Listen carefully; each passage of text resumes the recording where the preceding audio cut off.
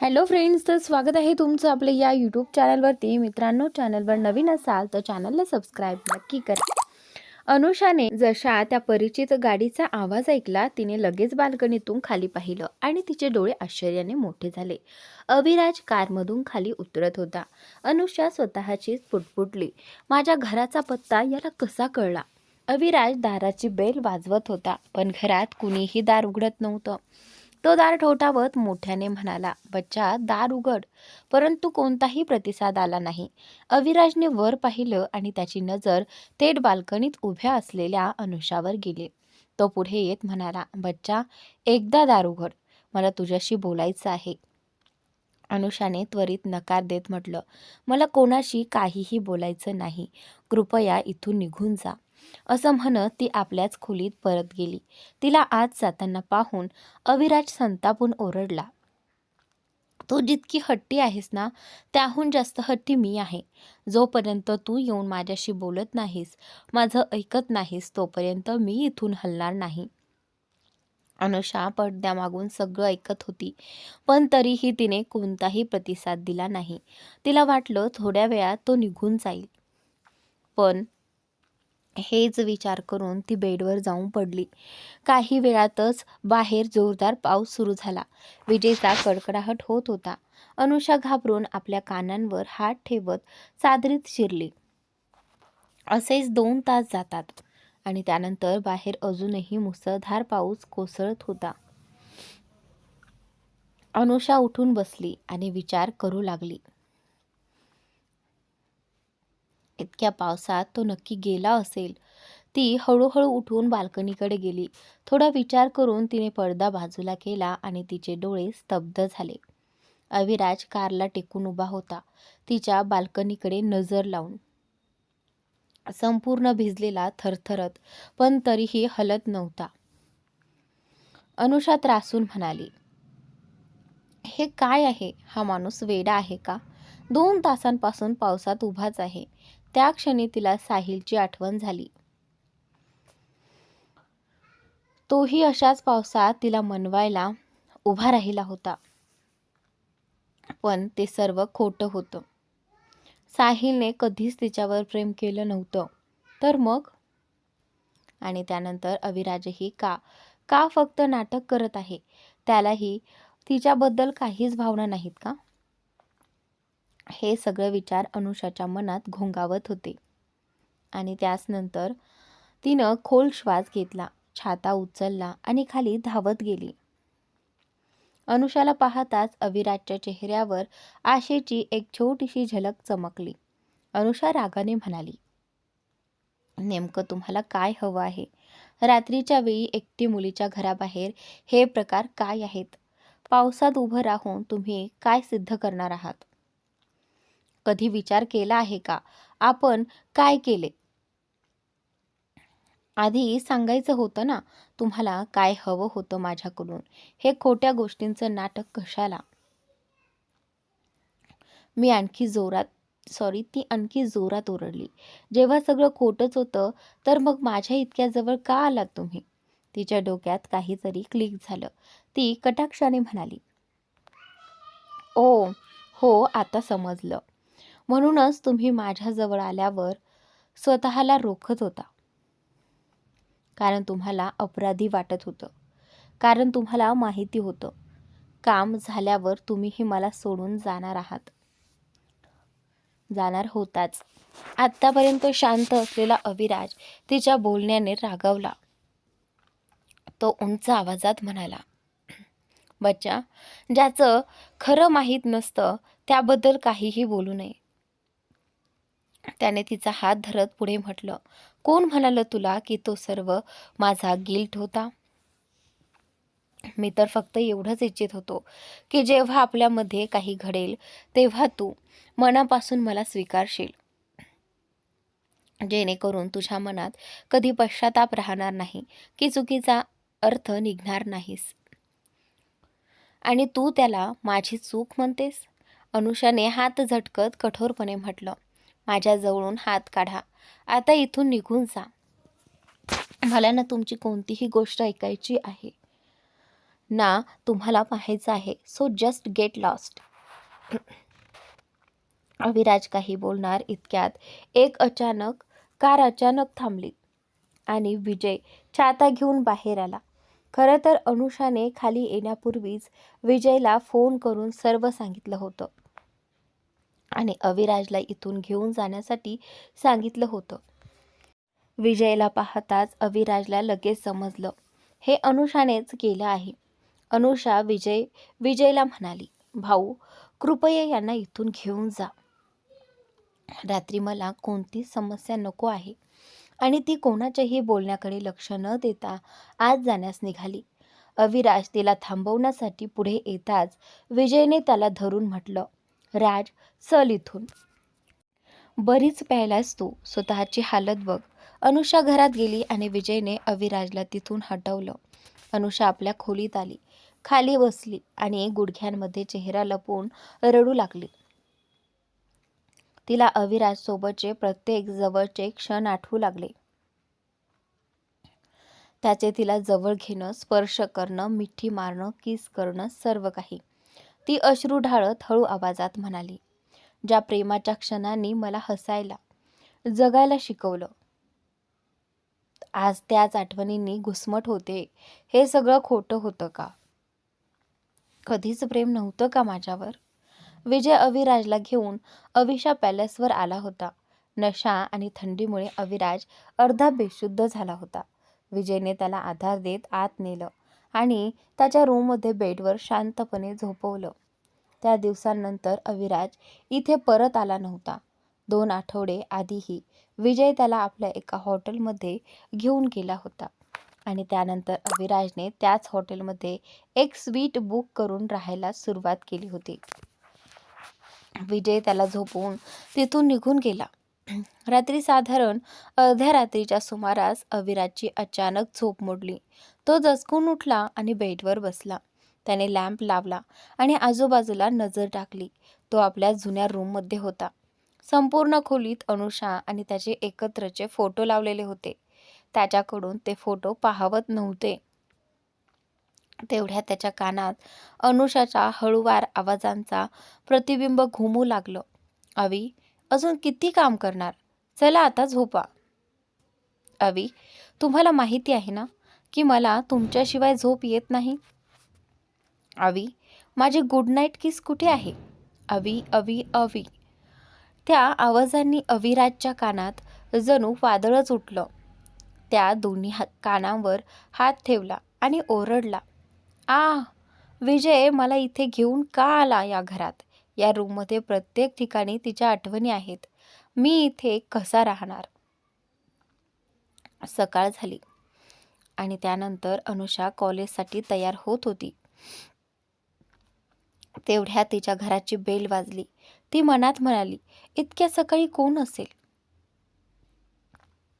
तिने दरवाजा उघडला आणि समोर उभा असलेला व्यक्ती पाहून ती थिजली. आपण इथे? ती आश्चर्याने म्हणाली. समोर मनीषाजी उभ्या होत्या. त्या निर्विकार स्वरात म्हणाल्या, यात एवढं काय आश्चर्य? माझंच घर आहे, मी कधीही येऊ शकते. का रे, माझ्या येण्याने काही प्रॉब्लेम झालाय का तुला? त्यांच्या टोचून बोलण्याने अनुषा कंटाळून म्हणाली, नाही, मला काय प्रॉब्लेम असेल? आत या. ती मागे सरकत आपल्या रूमकडे जात होती. तेव्हाच मनीषाजी पुन्हा बोलल्या, वैसे तू इथे काय करत आहेस? जिथपर्यंत मला माहिती आहे तुझा ठिकाण तर आता बदलला आहे, नाही का? त्यांचा टोन अनुषाला स्पष्ट ऐकू आला. ती वळली आणि शांत पण कटू आवाजात म्हणाली, तुमच्या बोलण्यावरून तर दिसतंय की तुम्हाला आधीपासूनच सगळं माहिती आहे. मग मला परत विचारायची गरज काय? मनीषाजी सोफ्यावर बसत म्हणाल्या, मला फक्त हे ऐकायचं आहे की मोठ्या मोठ्या गोष्टी करणारे लोक चेहऱ्यावर तमाचा बसल्यानंतर ते सगळं कसं समजावून सांगतात? अनुषा त्यांच्याकडे तिरस्काराने पाहत म्हणाली, कशी आई आहात तुम्ही? आपल्या मुलीचं दुःख न बघता तुम्हाला फक्त स्वतःचा विजय दिसतो. खरंच घृणा वाटते. मनीषाजी रागाने उठल्या. घृणा स्वतःवर केलीस तर बरं, एकदा धोका खाल्ल्यावरही तुझं मन भरलं नाही, पुन्हा त्याच मार्गावर जात आहेस. काय म्हणायचीस तू? माझा अवी वेगळा आहे, पाहिलंस? झालं समाधान? की अजून एखाद्या माणसाकडे जायचं आहे त्याने दिलेला धोका विसरण्यासाठी? बस, पुरे मम्मा. अनुषा किंचाळली. तुम्हाला स्वतःच्या मुलीबद्दल असे शब्द कसे सुचतात? आणि तुम्ही मला काय शिकवत आहात? आधी स्वतःचे निर्णय तरी बघा. मनीषाजी तिच्या जवळ येत म्हणाल्या, मी तुझी आई आहे. मी केलेल्या चुकांपासून तुला दूर ठेवण्याचा प्रयत्न करते. प्रत्येक पुरुष सारखाच असतो. काम असेपर्यंतच त्यांना आपली किंमत असते. काम संपलं की आपण कोण राहतो त्यांच्या आयुष्यात. किती वेळा समजावलं तुला, पण त्या सारने जणू तुझ्यावर जादू केलं होतं. आता तरी सर्व ठीक आहे ना? आता तू माझ्यासोबत राहणार. त्या तिच्याकडे पुढे जात होत्या. अनुषा मागे सरकली. मला माझ्या आयुष्यात कोणाचीही गरज नाही, समजलं? तुम्ही 2 दिवस फिरायला आलात तसंच बघा आणि निघून जा. आणि लक्षात ठेवा, अभिबद्दल एक शब्दही ऐकून घेणार नाही मी. तो इतरांसारखा नाही. त्याने नेहमी माझी काळजी घेतली आहे. त्याच्यासाठी संपूर्ण जग एका बाजूला आहे आणि मी एका बाजूला. अनुषा अजूनही अविराजची बाजू घेत असल्याने मनीषाजी संतापल्या. अनु, अजूनही तुला अक्कल नाही? अजूनही त्याच्या बाजूनेच बोलतेस? अखेर अशी कोणती गुट्टी पाजली आहे त्याने तुला? त्यानंतर त्यांचे बोलणं हळूहळू मोठ्या भांडणात बदललं. दोघी एकमेकींवर चिखाट्या करत होत्या आणि या वादात अनुषाची अवस्था झपाट्याने बिघडू लागली. पण रागाच्या भरात मनीषाजींचे त्याकडे लक्षच गेले नाही. अचानक अनुषाच्या नाकातून रक्त येऊ लागलं. ती थबकली. तिने नाकाखाली हात ठेवला. हातभर लाल रक्त. मनीषाजींच्या नजरेतही ते आलं. त्या जोरात ओरडल्या, अनु! त्या धावत तिच्याकडे गेल्या, पण तेवढ्यात अनुषा त्यांच्याच बाहुपाशात बेशुद्ध पडली. तिची अवस्था पाहून मनीषाजींचे श्वासच अडकले. काही क्षण त्या शून्यात बघत उभ्याच राहिल्या. मग स्वतःला सावरत तिने एका हाताने तिला पकडून दुसऱ्या हाताने तात्काळ ॲम्ब्युलन्सला फोन केला. त्याचबरोबर त्यांनी आपल्या फोनवरील लास्ट डायल नंबरवरही कॉल केला. सानियानेच त्यांना फोन करून अनुषाबद्दल सांगितलं होतं. तिचा हेतू एवढाच होता की अनुषाच्या जवळ तिची आई असेल तर तिला बरं वाटेल. काय माहिती, कदाचित त्यांचे नातेही सुधारले असते. पण दुसरीकडे कॉल उचलताच सानियाच्या तरण्या थिजून गेल्या. जणू तिच्या पायाखालूनच सरकली होती. त्याने घाईघाईत म्हटलं, आंटी, तुम्ही काळजी करू नका. अनुषाला घेऊन लगेच हॉस्पिटलला जा. आम्हीही तिकडेच येतो. असं सांगून त्याने फोन कट केला आणि सर्व मित्रांना लगेच फोन करून माहिती दिली. Nursing home. काही वेळानंतर अनुषाला स्ट्रेचरवर ठेवून आत नेलं जात होतं.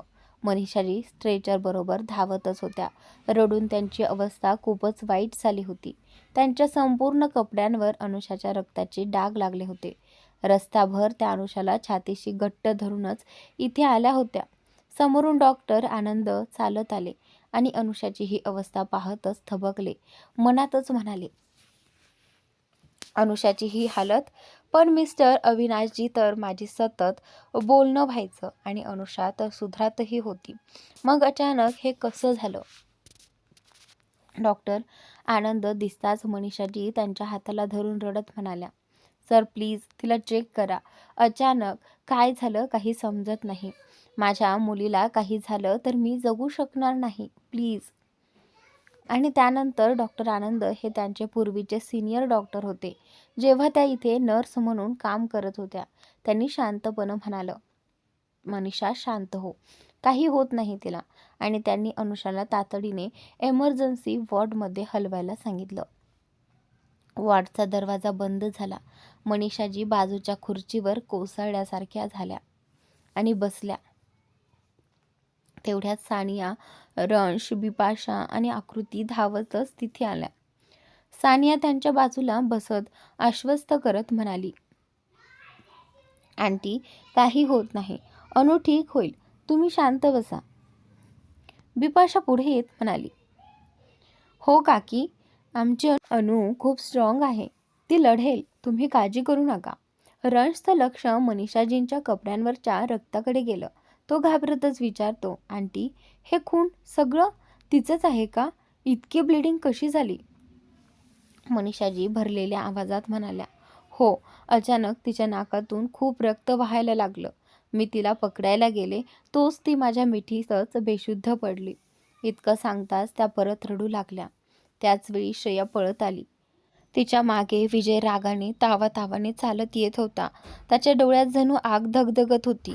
श्रेयाने सानियाकडे जाऊन दमलेल्या आवाजात विचारलं, सानिया, अनु कशी आहे? हे सगळं झालं कसं? सानियाने तिला बसवत पूर्ण घटना समजावून सांगितली. विजय हे ऐकत होता आणि त्याच्या मुठी रागाने घट्ट होत गेला. आत्ताच्या क्षणी तो अविराजला जिवंत पुरून टाकेल असं दिसत होतं. श्रेयाने ते ओळखलं आणि त्याला थांबवत म्हणाली, विजय, स्वतःला सांभाळा. आता सर्वात महत्त्वाचं म्हणजे अनु बरी होणं. विजय दात ओठात चावत म्हणाला, ती काहीही करून ठीक होणारच. जगातील सर्वोत्तम डॉक्टरांची टीम घेऊन येईन मी माझ्या बहिणीसाठी. ते बोलत होते. इतक्यात वॉर्डचा दरवाजा उघडला आणि डॉक्टर बाहेर आले. मनीषाजी लगेच उठून त्यांच्याकडे जात म्हणाल्या, सर, माझी मुलगी कशी आहे? ती ठीक आहे ना? डॉक्टर आनंद शांत आवाजात म्हणाले, काळजी करू नका, ती खूप स्ट्रॉंग आहे. आम्ही काही इंजेक्शन दिली आहेत. तिला शुद्ध येण्यासाठी थोडा वेळ लागेल आणि तिची शारीरिक अवस्था खूप कमजोर आहे. ती व्यवस्थित जेवत होती का? औषधं वेळेवर घेत होती का? डॉक्टरांनी विचारलं. हे ऐकून मनीषाजी नजरा खाली करून हळूच म्हणाल्या, सर, मी तिच्यासोबत राहत नाही. मग तिची काळजी कोण घेणार? त्यानंतर त्यांचं उत्तर डॉक्टरांना पटलं नाही. ते म्हणाले, सध्या ती झोपली आहे. शुद्धीवर यायला वेळ लागेल. आणि ते त्यांच्या केबिनमध्ये निघून गेले. डॉक्टरांचा संशय. केबिनमध्ये पोहोचताच डॉक्टर आनंदने सर्वप्रथम अभिराजचा नंबर डायल केला. अनुषाची अशी हालत आणि तिची आई इथे आहे, पण मिस्टर अभिराज तिच्यासोबत नाहीत. हे कसं शक्य आहे? ते मनात पुटपुटत फोन जोडला. दुसरीकडे अभिराज ऑफिसमध्ये महत्त्वाच्या मीटिंगमध्ये होता. फोनवर डॉक्टर आनंद नाव फ्लॅश झालं आणि त्याने हाताने इशारा करून मीटिंग थांबवली आणि ताबडतोब फोन उचलला. फोन उघडताच डॉक्टर कठोरपणे बोलले, मिस्टर ASR, तुम्ही कुठे आहात? अजूनपर्यंत आलात कसे नाही? आणि आधी मला काही माहिती दिली का नाही? जर तुम्ही मला वेळेवर सांगितलं असतं तर मी तुमच्या अरेंज केलेल्या स्पेशल डॉक्टर टीमसोबत आधीच कन्सल्ट करू शकलो असतो. देवाचे उपकार की परिस्थिती जास्त गंभीर नव्हती. नाहीतर काय झालं असतं सांगता येत नाही. तो डॉक्टर सतत बोलतच होता. तेव्हा अभिराजने त्याला थांबवत विचारलं, एक सेकंड डॉक्टर, आधीच सांगा, नक्की झाले तरी काय आहे? अभिराजच्या तोंडून हे ऐकताच डॉक्टर थोडे थांबले आणि म्हणाले, म्हणजे माझा अंदाज बरोबरच होता. तुम्हाला खरंच काहीच माहिती नाही? अभिराज पुन्हा म्हणाला, कृपया सगळं स्पष्ट सांगाल का? तेव्हा डॉक्टरांनी संपूर्ण प्रकरण त्याला सांगितलं आणि शेवटी हेही जोडलं. बरं झालं मनीषा त्याला वेळेत इथे घेऊन आल्या. डॉक्टरच्या तोंडून मनीषाजी हे नाव ऐकताच अभिराज चकित झाला. मनीषाजी म्हणजेच अनुषाच्या या अवस्थेमागे त्या कारणीभूत आहेत. त्याने डॉक्टरकडून अनुषाची सध्याची स्थिती विचारून फोन कट केला आणि मीटिंगमधल्या कोणाकडेही न पाहता फक्त एवढंच म्हणाला, द मीटिंग इज ओव्हर. आणि तो रागात घाईत तिथून बाहेर निघून गेला. अविराजचं असं अचानक निघणं पाहून ऋषभही त्याच्या मागे धावला. काही मिनिटांनी अविराजची कार नर्सिंग होमच्या मेन मधून वेगात आत आली आणि एंट्रन्सवरच थांबली. तो शक्य तितक्या वेगाने आत पडत गेला. एमर्जन्सी वॉर्डच्या बाहेर मनीषाजी सगळ्यांसोबत बसलेल्या होत्या. सानियाने त्यांच्याकडे पाणी देत म्हणाली, आंटी, डॉक्टरांनी सांगितलंय ना, शी विल बी फाईन. कृपया थोडं पाणी प्या. मनीषाजी नकार द्यायला लागल्या, पण श्रेयानेही आग्रह केल्यावर त्यांनी पाणी घेतलं. तेवढ्यात अविराज तिथे धावत आला. तो थेट अनुषाच्या वॉर्डकडे चालला. त्याला अचानक पाहून सगळेच थबकले. तो आत शिरणार इतक्यात रंश त्याच्या समोर उभा राहिला. सॉरी सर, तुम्ही आज जाऊ शकत नाही, तो म्हणाला. आणि त्याचनंतर अविराजने स्वतःला कसाबसा आवरत म्हणाला, हट माझ्या आडून, तिला माझी गरज आहे. आणि त्याचनंतर तेवढ्यात विजय पुढे आला आणि म्हणाला, ओ रिअली? जेव्हा ती घुटमळत मरत होती तेव्हा कुठे होतास तू? आणि विसरलास का, तिच्या या अवस्थेला जबाबदार तूच आहेस.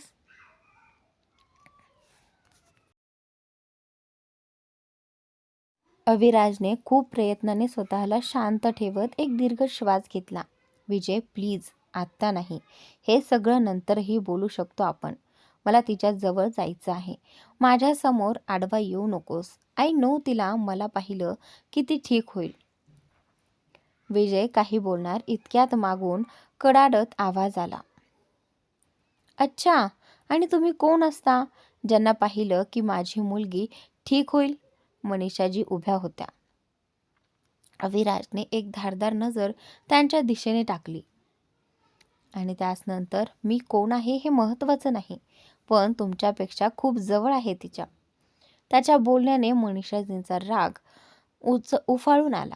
त्या पुढे येत म्हणाल्या, त्या जवळकीचं फलित पाहिलंत ना, काय दिलं तिला त्या जवळकीचं? त्या अविराजचा हात पकडून अनुषाच्या वॉर्डच्या दारासमोर घेऊन गेल्या. राऊंड ग्लासमधून त्याला आत दाखवत म्हणाल्या, पहा पहा तिला, तिची अवस्था. आणखी काय हवं आहे तुला? पूर्णपणे संपून टाकशील तिला, तेव्हा चैन पडेल. पण अविराजचे डोळे फक्त अनुषावरच अडकले होते. ती बेडवर बेशुद्ध पडली होती.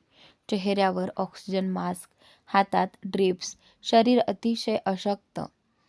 हे दृश्य पाहून अविराजच्या छातीत अनोखा पण तीव्र वेदना उठली.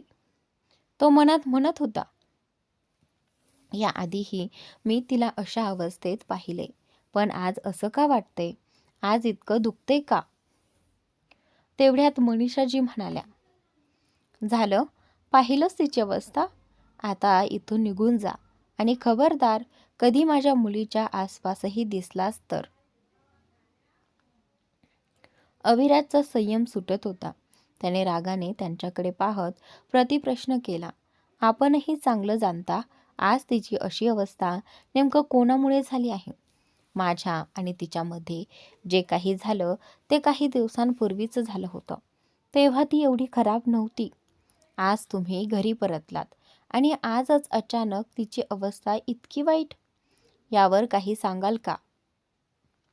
सगळ्यांनी मनीषाजींकडे पाहिलं. अविराजच्या बोलण्यात तथ्य होतं. तो पुढे म्हणाला, काही उत्तर नाही ना तुमच्याकडे? माझ्यामुळे तिचं आयुष्य खराब झालं असं म्हणता, पण तिच्या आयुष्याचं सर्वात मोठं नुकसान कोणी केलं असेल तर ते तुम्ही. तुम्हाला हे स्वतःलाही ठाऊक आहे. आणि हे लक्षात येताच तुम्ही मुंबईला धावत आलात. मुलीच्या वाईट काळात तिच्यासोबत राहायला नाही, तर तिला दाखवायला की तुम्ही बरोबर आणि ती चूक. बरोबर ना? अविराजच्या प्रत्येक शब्दात कडवटपणा होता आणि सत्यही होतं. मनीषाजींकडे उत्तर उरलं नव्हतं.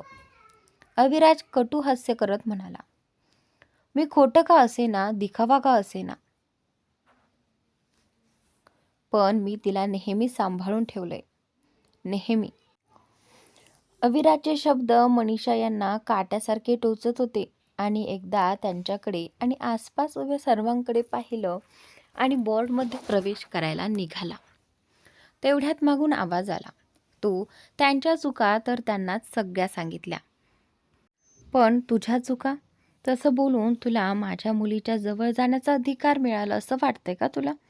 सगळ्यांनी मागे वळून पाहिलं तर राधिका मॅडम एका मोलकरणीच्या आधाराने तिकडे येत होत्या. त्यांची स्वतःची तब्येत ठीक नव्हती, पण अनुषाची अवस्था कळताच त्यांनी कुणाचंही ऐकलं नाही आणि थेट नर्सिंग होमकडे आल्या. राधिका मॅडम अविराज समोर उभ्या राहून म्हणाल्या, तू जे केलं तेही चुकीचं होतंच. आज माझ्या मुलीची अशी अवस्था पाहून मी तुला तिच्या जवळसुद्धा येऊ देणार नाही, म्हणून शांतपणे निघून जा इथून. अविराज जवळजवळ ओरडत म्हणाला, आपण लोक समजत का नाहीत?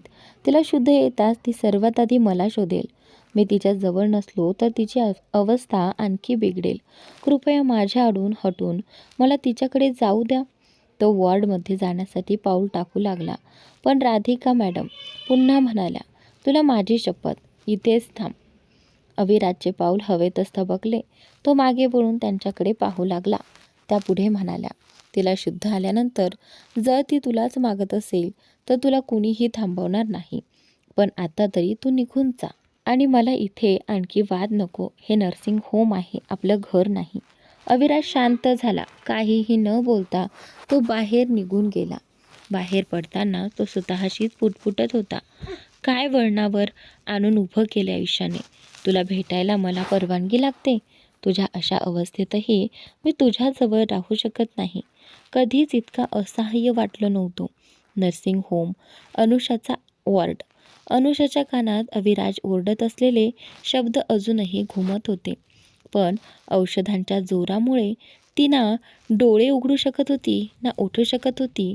तिचे ओठ मात्र हलत होते. नर्सने तिला शुद्धीवर येताना पाहिलं आणि तिला डॉक्टरांना बोलवायला धाव घ्यावी लागली, कारण त्या क्षणी अनुषाची पल्स आणि हार्टबीट खूपच वेगाने चालू होती. नर्स बाहेर पडताच अनुषाची हलकी तुटकशी आवाजात हाक ऐकू यायला लागली, अवी, अवी. अचानक तिने डोळे उघडले.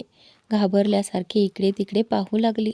तिने स्वतःच ऑक्सिजन मास्क दूर फेकला आणि ओरडू लागली, अवी, अवी, तुम्ही कुठे आहात अवी? तिचा आवाज ऐकताच मनीषा आणि बाकी सर्वजण वॉर्डमध्ये धावत आले. अनुषा वेड्यासारखी अविराजचे नाव घेत होती. मनीषा तिच्या जवळ जाऊन म्हणाल्या, अनु, शांत हो बाळा, मी आहे ना, तुझी आई. मी तुझ्या जवळच आहे. अनुषाने त्यांना स्वतःपासून दूर सारत कठोर आवाजात म्हटलं, मला अवी पाहिजे. तुम्ही दूर व्हा माझ्यापासून. मला तुमची कोणतीही गरज नाही. मला ठाऊक आहे अवी माझ्याकडे यायला आला असेल, पण तुम्हीच त्याला थांबवलं असेल. मला त्याच्यावर पूर्ण विश्वास आहे. तो नक्कीच आला असणार. कुठे आहे तो? मला त्याच्याकडे जायचं आहे. इतक्यात तिची नजर राधिका मॅडमवर गेली. ती त्यांना हाताने इशारा करून म्हणाली, आई, तुम्हाला ठाऊक असेल ना तो कुठे आहे? त्याला बोलवा कृपया. राधिका मॅडम तिच्याजवळ येऊन तिला मिठीत घेत म्हणाल्या, शांत हो माझ्या बाळा, तो येईल तुझ्याकडे. आधी तू ठीक हो. अनुषाने त्यांना दूर सारत म्हटलं, नाही, तो नक्की बाहेरच असेल. त्याला वाटत असेल मी त्याच्यावर रागावले म्हणून तो आत नाही येत. त्या दिवशी मी त्याला किती रागात बोलले. त्याचा चेहराही पाहायचा नाही म्हटलं होतं, पण मी त्याच्याकडे जाणार आहे. इतकं म्हणून तिने स्वतःच हातातून ड्रिप्स काढून टाकल्या आणि बेडवरून उठून बाहेर जायला लागली. विजय तिला थांबवायला पुढे आला, पण रंशने विजयला थांबवत म्हटलं, सर, तिला जाऊ द्या. तो मुलगा नाही मिळाला तर ती जगणार नाही. विजय मागे हटला. अनुषा वार्ड बाहेर धावत निघून गेली.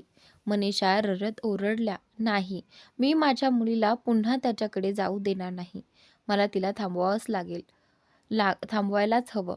अनु, त्या तिच्या मागे जाऊ लागल्या, पण राधिका मॅडम त्यांना अडवत म्हणाल्या, थांबा. जर खरोखरच तुम्हाला तुमची मुलगी आनंदी पाहिजे असेल तर तिला तिच्या आनंदाकडे जाऊ द्या. हो, माझ्या मुलाने खूप चुका केल्यात, पण दोघेही एकमेकांशिवाय जगू शकत नाहीत. या दिवसात मी माझ्या मुलाला पाहिले, तिच्यासाठी तडफडताना. जगात कुणीही नसतानाही तो तिला सर्वात जास्त प्रेम करतो. तुमच्या मुलीचं खरं सुख कुठे आहे ते समजून घ्या. बाहेर अविराज नर्सिंग होमच्या बाहेर उभा राहून मनात विचार करत होता. काश मी सगळं पुन्हा ठीक करू शकलो असतो. काश तू माझ्याकडे परत आली असतीस. काश मी कधी तुला दुखावलं नसतं. काश मी एकदाच तुला सांगू शकलो असतो. किती वाक्य अर्ध्यातच तो थांबला. काय म्हणून बसलोय मी? फक्त एकदा तुला भेटायचे आणि मला माहिती आहे एकदा तू माझ्यासमोर आलीस की सगळं पुन्हा आधीसारखं होईल. अनुषा अविराजचा शोध घेत. अनुषा संपूर्ण नर्सिंग होमभर वेड्यासारखी अविराजला शोधत धावत होती. अवी, अवी तुम्ही कुठे आहात? अवी कृपया माझ्या समोर या अवी. अनुषा त्याला शोधत शोधत नर्सिंग होमच्या बाहेर येऊ लागली होती.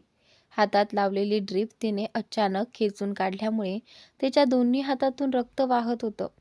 ती जिथून जिथून जिथून जात होती त्या संपूर्ण कॉरिडॉरमध्ये रक्ताचे ठसे पडले होते. अभिराजला शोधत शोधत ती आता नर्सिंग होमच्या बाहेर आली. अंधारात इकडे तिकडे पाहत ती ओरडत होती, अवी, अवी तुम्ही कुठे आहात? आत्तापर्यंत रात्रीचे अंधार पसरलेला, डोळ्यांसमोर अंधाराशिवाय तिला काहीच दिसत नव्हतं. हताश होऊन ती रस्त्याच्या कडेला बसली आणि रडत रडत पुन्हा त्याचंच नाव घेऊ लागली. प्लीज माझ्याकडे परत या. I need you. प्लीज अवी. ती अजूनही रडतच होती. तेवढ्या तिच्या मागून एक हलकीशी आवाज आली, बच्चा. हा आवाज कानावर पडताच ती झटक्यात मागे वळली आणि त्या दिशेने धावतच गेली. भीतीमुळे अंगावर रोमांच उभे झाले होते. ती धावत जाऊन अविराजला घट्ट मिठी मारती आणि आणखी जोरात रडू लागली. तू मोहब्बत है, इश्क है मेरा, एक इबादत है, साथ ये तेरा. अविराज काही क्षण पूर्णपणे स्तब्ध झाला. अनुषा अचानक इथे कशी आली?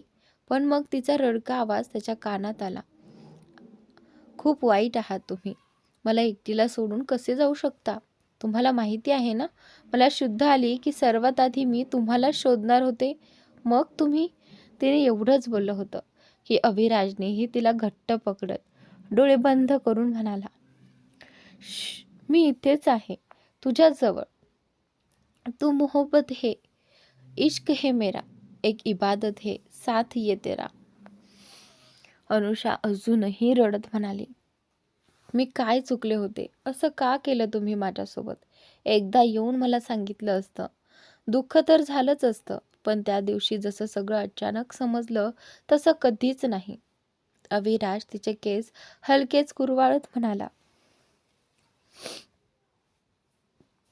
I am sorry for everything. पण विश्वास ठेव, सुरुवातीला हो, मी चुकीचा विचार करत होतो. वाटलं होतं तुझ्यामार्फत त्याला त्रास देईन. पण जसजसं तुला ओळखू लागलो, तुझ्याशी जोडला गेलो, तसं माझ्या मनातून ते सगळं निघून गेलं. मी तुला कधीही फसवू इच्छित नव्हतो. मी तर तुला हरवण्याच्या भीतीनेच घाबरलो होतो. वाटायचं तुला सत्य समजलं तर तू माझ्यापासून दूर जाशील, आणि तेच झालं. अनुषा थोडी दूर होत त्याच्याकडे बघून म्हणाली, अवी, माझ्यासाठी तुमच्यापेक्षा वरचं काहीच नाही. तुम्ही एकदा मनापासून माझ्याशी बोलला असतात तर मी समजून घेतलं असतं. अविराजने तिला पुन्हा हळूच जवळ घेतलं. माहीत नाही मला काय झालं होतं. सगळ्यांनी मला समजावलं, पण डोक्यात तुझ्यापासून दूर जाण्याची भीतीच फिरत होती. अँड ट्रस्ट मी बच्चा, मी काहीही सहन करू शकतो, पण तुझ्यापासून दूर राहणं नाही. त्याने तिचा चेहरा दोन्ही हातात घेत म्हणाला, तू माझ्या आयुष्यात किती महत्त्वाची आहेस हे मला फक्त तुझ्यापासून दूर गेल्यावरच कळलं. पहिल्यांदा माझा डोळा पाणवला तेव्हा कळलं की मी तुझ्यावर. तो इथेच थांबला. अनुषा त्याच्याकडे आशेने पाहत होती. आज कदाचित तो त्याच्या मनातील सर्व काही सांगेल. हा बोल दे, बोलू दे, या बोल दे में, कब तक छुपाई ये बेखुदी. अविराज काही न बोलताना पाहून अनुषाने त्याचा चेहरा पकडला आणि त्याच्या संपूर्ण चेहऱ्यावर अलगद किस करू लागली. अविराज तिच्या कमरेला हात ठेवून उभा राहिला. तो फक्त या क्षणाला जाणवत होता. कितीतरी दिवसांनी, इतक्या त्रासानंतर हा शांततेचा क्षण त्याला मिळाला होता. भरभरून किस केल्यानंतर अनुषा थांबली आणि त्याच्या मिठीत पुन्हा डोकं ठेवत म्हणाली, मी चाहूनही तुझ्यापासून कधीच दूर जाऊ शकत नाही, कारण मी तुम्हावर खूप प्रेम करते. I love you Avi, I love you to the most. Please मला कधीही सोडून जाऊ नका आणि कधीही मला फसवू नका. काहीही असेल तर मला तुमच्याकडूनच ऐकायचं आहे. हर किसी को नहीं मिलता यहाँ प्यार जिंदगी में. हे ऐकून अविराज थक्क झाला. त्याला माहीत होतं की अनुषा त्याच्यावर प्रेम करते, पण ती अशा प्रकारे मन मोकळं करेल हे त्याने कल्पनाही केली नव्हती. त्यानेही तिला घट्ट मिठी मारत म्हणालं, कधीच नाही बच्चा, आय प्रॉमिस, तुला मी पुन्हा कधी दुःख देणार नाही आणि कोणालाही देऊ देणार नाही. दोघे खूप वेळ एकमेकांच्या मिठीत शांत उभं राहिले होते. मग अविराज तिचा हात धरत म्हणाला, चल आता, तुला रेस्ट आणि नीट ट्रीटमेंटची गरज आहे. तो तिचा हात धरतोय तेवढ्यात त्याला तिच्या हातांवरून वाहणारं रक्त दिसलं. त्याच्या शर्टवर आणि अनुषाच्या गाऊनवरही रक्त लागलेलं होतं. बच्चा, हे काय, इतकं रक्त, हाताला काय झालंय? तो काळजीने ओरडूनच विचारतो. अनुषा नजर खाली करत पुटपुटली, होश आल्या आल्या मी तुम्हाला शोधायला निघाले आणि बाहेर येण्यापूर्वी ड्रीप खेचून काढली, त्यामुळे. तिला माहीत होतं आता अविराज नक्कीच रागवणार. अविराजने खोल श्वास घेतला आणि क्षणार्धात तिला उचलून आपल्या बाहूत घेतलं आणि नर्सिंग होमच्या आत चालू लागला. अवी, हे काय करताय? मला खाली ठेवा, कोणी पाहिलं तर बातमी बनेल. मला फक्त हाताला दुखतंय, पायाला नाही, मी चालू शकते. अविराज न थांबता म्हणाला, खूप खूप बोलतेस. आता तू आजारी नसतीस ना, तर तुला चूप करणं मला माहीत होतं. त्याचा अर्थ समजताच अनुषाचे गाल लाल झाले. तिने काहीच न बोलता त्याच्या छातीवर डोकं ठेवून राहिली. अविराज तिला घेऊन तिच्या फ्लोअरवर आला तेव्हा तिच्या वॉर्डच्या बाहेर सगळेजण उभे होते. अविराजच्या बाहूंमध्ये अनुषाला पाहून ते सर्वच घाबरले. कदाचित तिला काही गंभीर झालं असेल अशी भीती त्यांच्या चेहऱ्यावर दिसत होती. परंतु अविराज त्या सगळ्यांना पूर्णपणे दुर्लक्ष करत अनुषाला घेऊन थेट तिच्या वॉर्डमध्ये आत गेला.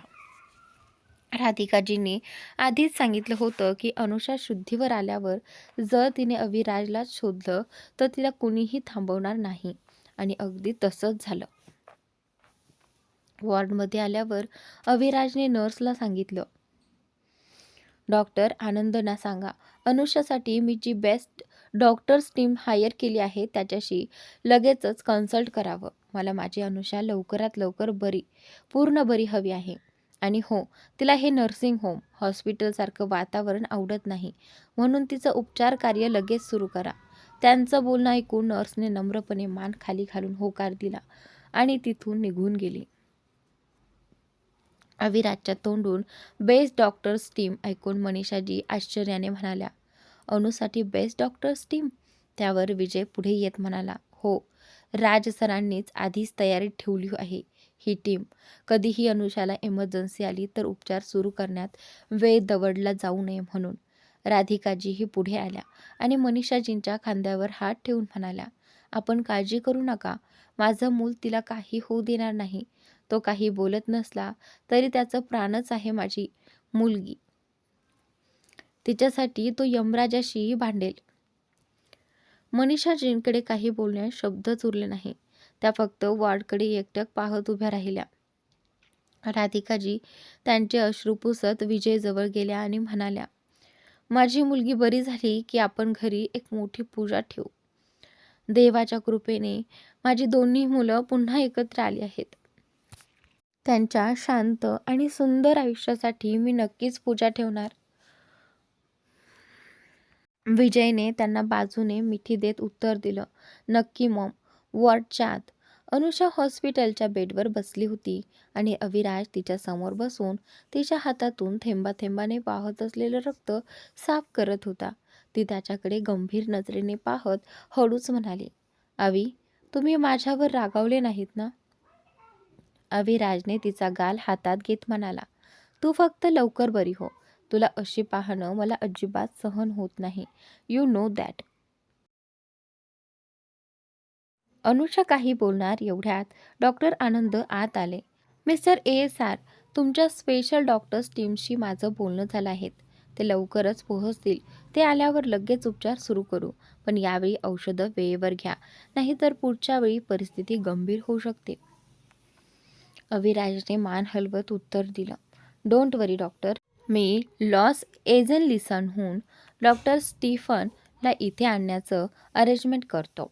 ते तिथे तिचा केस स्टडी करत होते, त्यामुळे त्यांना सर्व माहीत आहे. ते तुमच्या टीमलाही मदत करतील. त्याने लगेच ऋषभला फोन लावून आदेश दिला. माझा चॉपर तयार ठेव. डॉक्टर स्टीफनला मधून तातडीने इथे आणा. थोडा वेळ डॉक्टर आणि अविराज अनुषाच्या प्रकृतीवर चर्चा करत राहिले. डॉक्टर निघून गेल्यावर त्याने अनुषाकडे पाहिलं. ती तशीच बसलेल्या अवस्थेत झोपून गेली होती. इंजेक्शनच्या प्रभावामुळे तिला सध्या पूर्ण विश्रांतीची गरज होती. म्हणूनच डॉक्टरांनी तिला सिडेक्टिव्ह दिलं होतं. अविराज तिच्या जवळ गेला. तिला नीट बेडवर आडवं केलं, ब्लँकेट ओढून दिलं आणि तिच्या सुजलेल्या हाताला हलकेच स्पर्श करून तिला शांत करत बसला. ड्रीप काढताना आलेल्या जखमा तिच्या हातावर अजूनही दिसत होत्या. नर्सचे आगमन. तेवढ्यात नर्स आत आली आणि म्हणाली, सर, मॅडमला ड्रीप लावायची आहे. त्यांच्या शरीराला त्वरित विटामिन आणि सलाईनची गरज आहे. त्या खूप कमजोर आहेत. अविराजने जागा सोडत तिला काम करण्यासाठी स्पेस दिली. नर्सने अनुषाचा हात पकडून ड्रीप लावण्यासाठी सुई टोचण्याचा प्रयत्न केला. तेव्हा अविराजने तिला रोखलं. कुठे दुसरीकडे चॅनल मिळते का पहा. तिचा हात आधीच खूप सुजला आहे. नर्सने तसंच करत वेगवेगळ्या जागी सुई टोचायला सुरुवात केली. अनुषा झोपली होती, पण प्रत्येक वेळेला टोचताना अविराजच्या चेहऱ्यावर वेदना उमटत होत्या. त्याच्या मुठी आवळल्या गेल्या. श्वास जोरात निघू लागला. तो शांत राहू शकत नव्हता. मर्यादा ओलांडल्यावर तो जवळजवळ ओरडूनच म्हणाला, व्हॉट द हेल, किती वेळा निडल टोचणार आहात? तुम्हाला काम येते की नाही? नर्स घाबरून थरथरत म्हणाली, सर सर मी. तेवढ्यात मनीषाजी आत आल्या आणि म्हणाल्या, यात तिची काही चूक नाही. अनुषाच्या रक्तात जागोजागी गाठी आहेत, त्यामुळे चॅनल मिळणं अवघड जातं. त्या पुढे आल्या. नर्सच्या हातातून ड्रीप घेतली आणि अनुषाच्या हाताच्या कोपराच्या विरुद्ध बाजूला एकच प्रयत्नात सुई टोचली आणि लगेच चॅनल सापडला.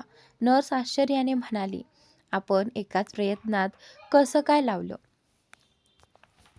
मनीषाजी शांतपणे म्हणाल्या, पहिली गोष्ट, मी तिची आई आहे. तिच्या प्रत्येक शिरांची मला माहिती आहे.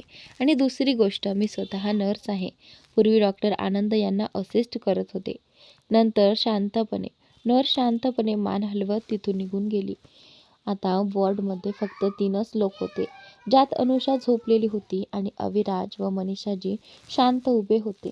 अविराज म्हणाला, मला थोडं काम आहे, तोपर्यंत आपण तिच्या जवळ बसा. उत्तराची वाट न पाहता तो वॉर्ड बाहेर निघून गेला. तो त्यांना दोघांनाही काही वेळ द्यायला इच्छित होता. आत्तापर्यंत तो करून चुकला होता. काहीही झालं तरी मनीषाजी अनुषावर मनापासून प्रेम करतात. तर मित्रांनो, आजचा भाग इथे संपलेला आहे. पुढील भाग नक्की पहा आणि चॅनलला सबस्क्राईब नक्की करा.